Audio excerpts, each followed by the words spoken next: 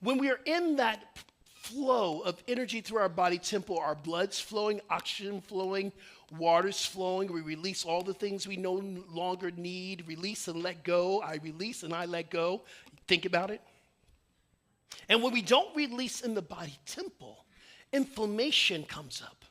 There's this tightness, this energy. And what we got to do is we have to get into the practice of what's going to bring more circulation in the body.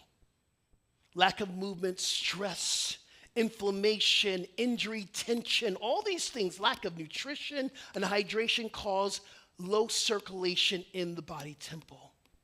But there are certain things that we can do. Get up, walk, move, breathe, eat more plant-based eating, drink more water. All these things are the practice that we get to get circulation into our body. The same exact thing happens in our spiritual bodies. When we are lacking in our spiritual practice, we begin to become spiritually constipated. And in this space, in the spiritual circulation, we have to put into practice. Meditation is key, y'all. My practitioner was here on Wednesday night. What I love about a practitioner, when I can't hold space for myself and I can't get the flow going, I go to my practitioner and say, listen, I'm feeling a little stuck here. Can you support me through this?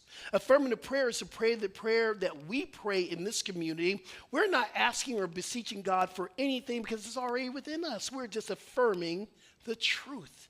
Affirmative prayer will get the flow going.